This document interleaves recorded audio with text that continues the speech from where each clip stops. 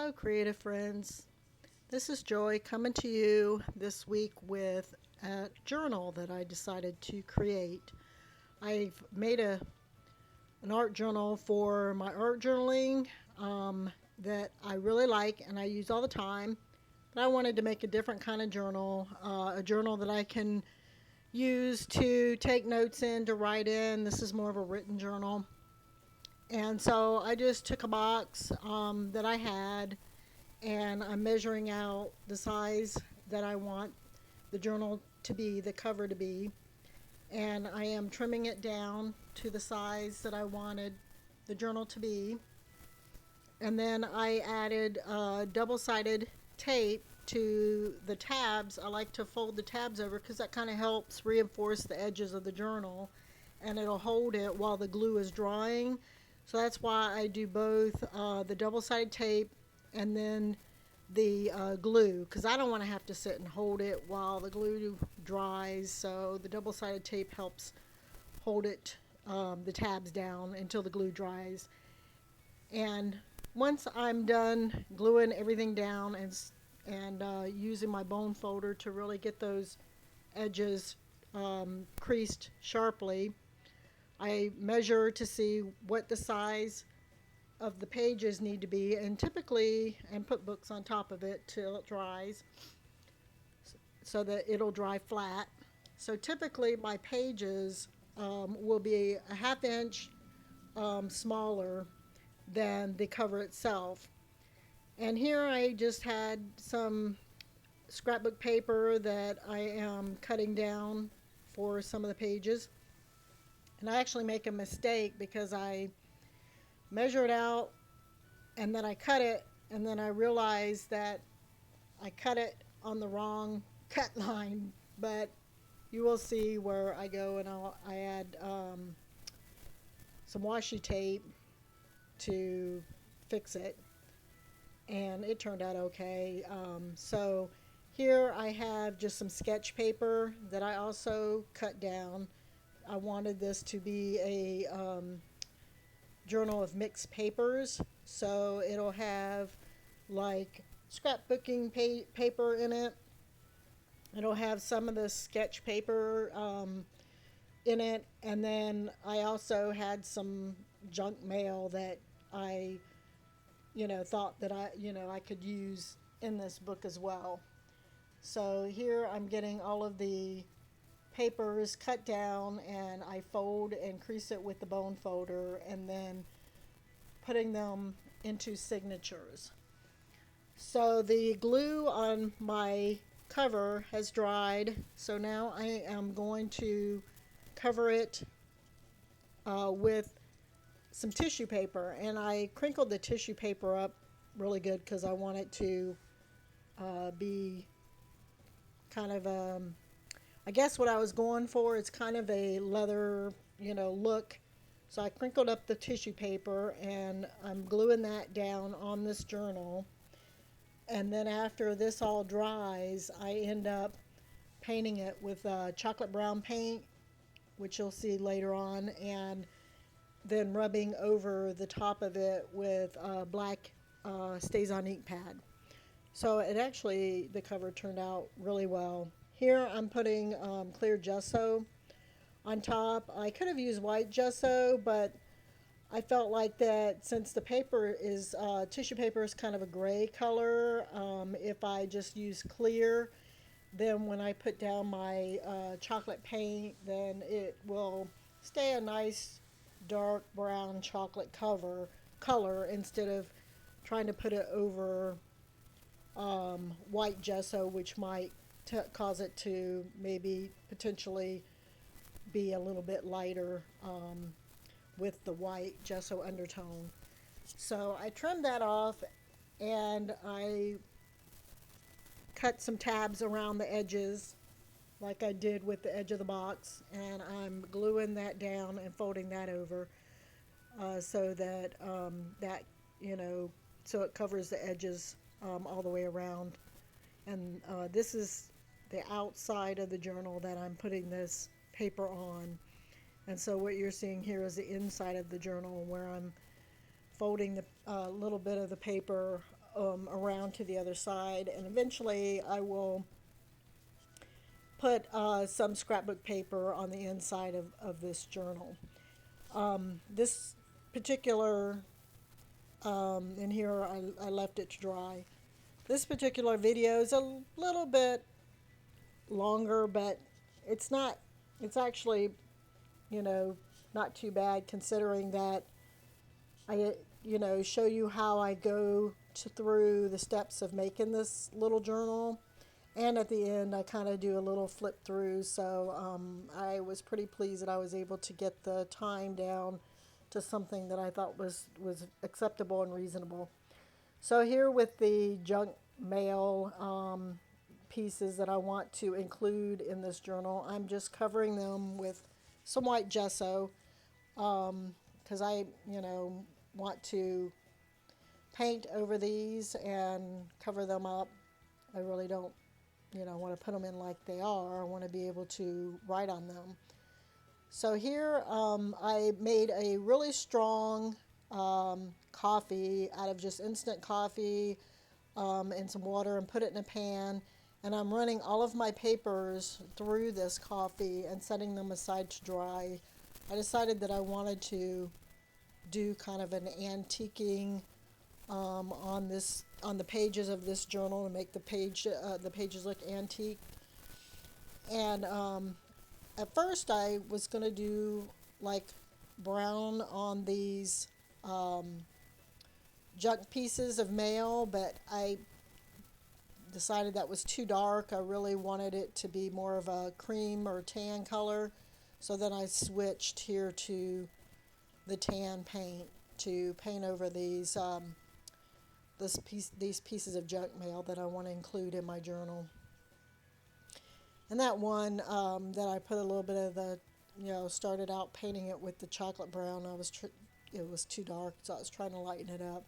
Because like I said, I wanted this journal to be where I could, write, and it's more like going to be a written journal for taking notes and making lists and maybe, writing down, what's been going on, in my life or in my day or whatever. And so here is where I go and paint the cover itself that I made with the chocolate brown paint. And it's funny because I don't think this paint is like scented or anything, but it certainly smelled like chocolate to me. So anyway, so I got this all painted up and set that aside to dry. And then here I have a brown StazOn ink pad that I wanted to go around all of the pages and just kind of give them, an antiqued kind of look and tone to them. And these are the junk mail pieces that I print. So I'm continuing to go around the edges and also do a little bit, over the rest of the page for the junk mails. And then for the other papers that I ran through coffee, I just did around the edges. So here I'm adding a little bit of washi tape. So I decided to, before binding this journal, to just go through and do some decorating in the journal. Now I don't go through and show you all of the decorating I did in this journal. I'm just showing you a few of the ways that I decorated this journal. And like I said, at the end I do kind of a flip through. And I use StazOn ink and some of my stamps to do some stamping in the journal. You just saw, I added washi tape in the journal, and here's another stamp which didn't stamp the corner there very well, but it's a homemade journal. And then here I did on some of the pages put down some ephemera as far as some little pictures and other little things that I had in my stash and found in my stash. So I did add, quite a bit of decorating, but then most of the pages were left blank with maybe just one, like a little something in one of the corners just to have some little decorations on the page, but most of it was left blank for writing on. And here I decided to make a little corner pocket, and I'm showing you how I'm doing that. So I had this cream color cotton strapping that I had gotten off of something. I don't even remember what. And so I glued that down and trimmed the edges. And then I had this other kind of ribbon that I thought looked pretty good with it. So I put that down on top of it, glued that down to decorate it more, and then I stapled them on here. And I'm just making sure that the tag that I'm going to be using is going to fit. And I do go through and yeah, here I'm showing where I go through and I use the same brown stamp pad on the tags, and then I decorate the tags. I decorate, just one side of the tag, the side that's going to show that's, facing out. But, I left the back blank so that I could even write on the back of the tags if I want to write something on the back of the tag. And so I did a couple of these. I think I did for each signature, I think I had 5 signatures of 6 pages each. And I think in each signature I did 2 of the corner pockets like you see here for each of the signatures. So each one has like 2 tags. And then there I was just showing you that was the first signature. And I did all of them the same but with different images. And here I'm just, like I was saying before, rubbing a black ink pad over the whole thing to kind of give it that, I guess, to where it kind of looks sort of, like a leather journal.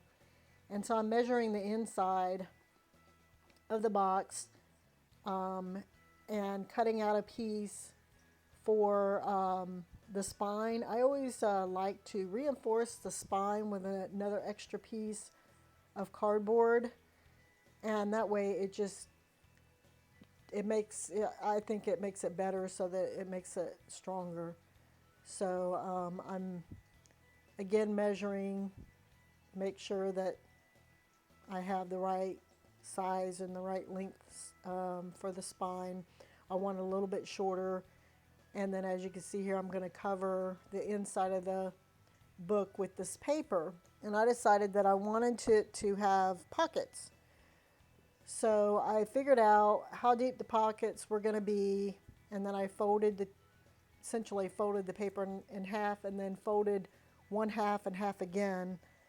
So that way it would be like a pocket on the page. So I get this particular, it's a 12 by 12 sheet of scrapbooking paper, folded up the way that I wanted it to be, to the right size, and so that it would have a pocket. And now I'm gluing it together, and then I will glue the whole thing on the book eventually at the end. But what I wanted to do with this particular book is make it so that it has a hidden spine. I plan to sew the book, but I don't want the sewn binding to show. So I marked where the binding was going to go, and I'm gluing my extra piece of reinforcement that I am going to put on the spine to this piece of scrapbook paper. And then eventually, like I said, the whole thing will be glued down onto the book, and then you won't be able to see any of the binding. So here I'm cutting another piece the same size as my spine, and I'm determining where my holes need to be on the spine. So I'm dividing. I usually go, like I said, a ½ inch from the top, ½ inch from the bottom, and then I divide that in half, and then I divide each of those halves in half again. And then depending on how many signatures I have, I divide the width of it by the number of signatures that I plan to sew in the book. And here I'm just going around the edges with that same brown ink pad. This whole art journal, I decided I wanted it to have an antique look and feel to it. So I pretty much, use that brown paint on just about everything to give it the antique look. So now that I've determined where I want my holes, and I'll use that little piece of paper as my template for poking the holes into my signatures, I repeat the same pattern on that extra piece of spine that I put on the paper to reinforce the spine. And so I'm just making sure that it matches, that it's the right distance. And so now I'm just gluing the edges of the pockets with a little bit of Aleene's tacky glue. And I'm putting a little bit of washi tape on the edges, for partly for decoration and partly just to reinforce the edges of the pockets. And that matches the washi tape that I used in the book. And then I have a piece of foam that I got from some kind of packing that I kept, and it works great for putting underneath my projects and then poking the holes. So where the cross sections are of the lines that I put on the spine is where you would poke the holes. So I'm just going through and making sure that the holes are where they need to be. And this little extra piece that I put the lines on, I'm going to use this as a template to poke the holes in my sections and in the signatures. And you always mark which end is the top, so that way it always, they all match. So I'm using these clips to clip the signatures together so they don't shift or move on me, and that they're good and tight together. I put in my template, and then I go through and poke the holes in my signatures to match where, the same distance as what I did in the piece of paper with the spine. So here I'm figuring out how much string I need, and basically you would need, depending on how many signatures you have, you would need double the length or the height of the book.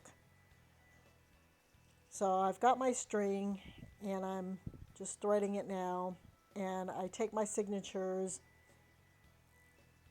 and I decided to start at the top and then work my way down and then back up again, because I wanted to, instead of having where I would sew one signature in and tie it off and then the next and tie it off, I decided that I just wanted to sew them all in with one long piece of string.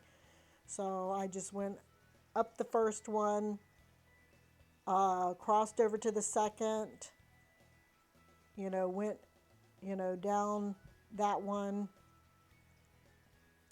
and then went back up to the top, crossed over to the next one, went up and down. So basically I kind of, like I said, sewed one in, went down, up, went to the next hole, down, up, next hole, down, up, next hole, down, up, like that, and until I had them all sewed in. And then I tied it off at the end. So yeah, hopefully that makes sense. So here I'm sewing in, I believe, the last signature to this scrapbook piece of paper that I glued the extra piece of cardboard onto to reinforce the spine.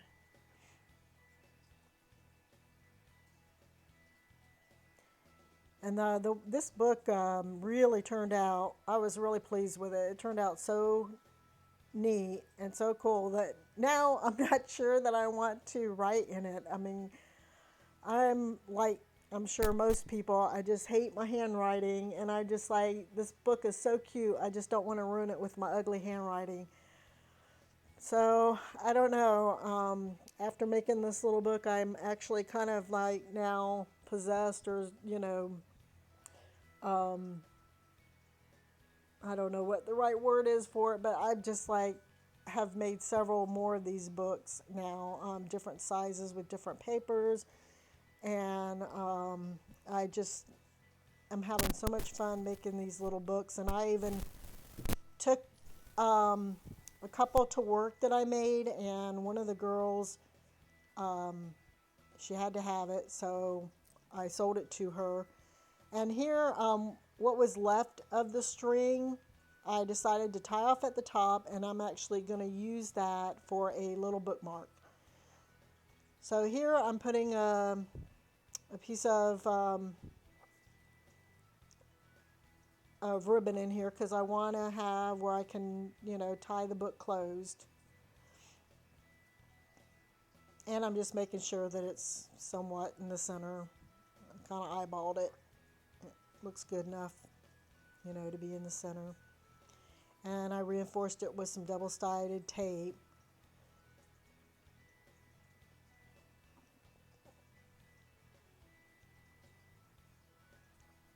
And I think that, yeah, I did, you know, double-sided tape on,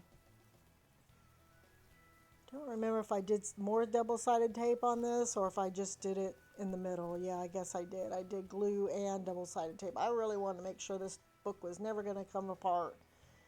So, yeah, I really taped and glued the crap out of it, basically, so it would not ever come apart again.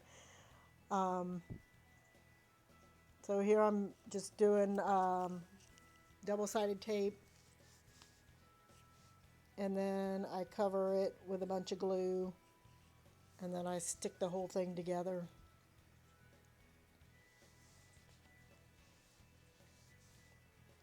More tape, more glue.